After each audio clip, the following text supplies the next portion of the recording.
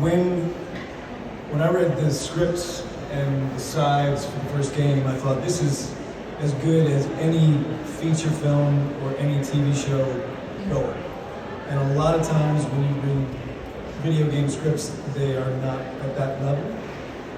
And so to prove, for Naughty Dog to be able to prove that this is possible on this scale with a massively budgeted AAA game, and that this is the bar for what entertainment is going to be attached to a game, was a massive step. Because all of a sudden, everybody is competing to try to do that kind of work. That's as healthy a thing as you could get. At one point, years ago, some D-bag producer was like, well, story in video games is like story in pornography. And the sort of... I care about story in pornography. The fact How did the pizza man get there?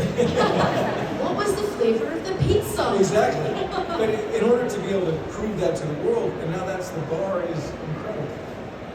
When we did Sarah's death, the entire crew on the stage, the cameramen, the people working the audio, the special effects people, everybody was in tears. It was as profound like a theatrical experience as I've ever had. And I knew the second bit that said cut, I was like, holy shit. There are going to be teenagers across the world standing in front of their TVs crying and having an actual emotional experience attached to this game. And the key is, storytelling is the way we as human beings communicate. It's the way we teach each other. It's the way we learn about each other. It's the way we learn to be in the world. And the sort of Neil in particular, the courage that he showed in writing this story and taking hold of that responsibility and saying, we're going to tell adult stories because these are the stories that we need to hear as a species of beings. And then doing it that's everything. Because that's why we're here with each other right now. Because this game impacted all of us in our emotion and our sort of minds, and changed the way that I thought about the world in beautiful ways. And the second one, even more so. I think that's got to be the purpose of what we do. Otherwise, it's just to make Sony a lot of money. And that's not a great way to sort of live your life. There was one scene in particular. There's many that I could parse out. We could be here all day with me, Jeffrey and I both talking about these scenes. There's one that comes to mind right now, because when we were doing part 2, Naughty Dog had a problem, which was there was going to be a significant amount of people who were going to buy part 2 and have no idea who Joel and Ellie were. That's a fundamental problem to the story. So they needed to do a way to quickly onboard the viewer, the player, and go, let's catch you up. And what we didn't want to do is go previously on The Last of Us, because that's cheesy. So Neil goes, how do we narrativize to solve that problem? And the scene that he came up with was a scene between Joel and Tommy, where Joel confesses and owns up to the lie. And let me tell you, I hated it. I was so against it, and Neil and I would do this thing where every night before we would rehearse, because we would rehearse, shoot. So it was a day of rehearsal and 2 days of shoot for every shoot. And I called him, we'd do our thing, was like, all right, let's talk about the script. And we got into it. I was like, I don't agree with what you're doing, man. It doesn't matter. Joel would never do this. He would never confess to this. He would take this to his grave, and you're betraying the character by having this scene.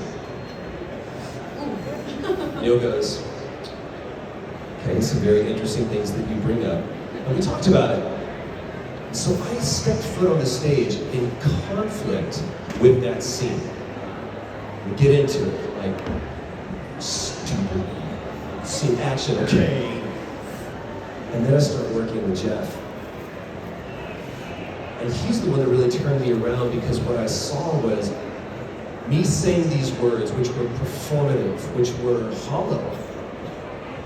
And Tommy's taking it all in. And going, my God, what did you do? And now I realized this isn't a one-man show. I'm in a two-hander, and I'm not doing my part. cut, go again. We get into it again. And every time we did the scenes, same lines, let's add this in. There's a beat here. He and I start workshopping this and pulling new things into it. And I'm watching him and he's listening to me. And it takes life. And it became one of my favorite scenes. And this story is no stranger to the player being in conflict with it, right? But that's what this is all about. We wrestle with it because it is such a mirror reflecting the human condition. There are things that we struggle with in life. We don't like them, but ultimately they reveal a greater truth about us, about a community of people that have gathered here to do this. This is our church, right? There's a lot of churches that we won't go to, but this is the one where we come together to share something, to experience something, and for a moment, belong here. Because it's weird out there. In here, weird is our everyday. So if there's something that you're in conflict with, whether it be this story or something outside, get into it. Don't be afraid to get into it with somebody, because it could end up being your favorite thing.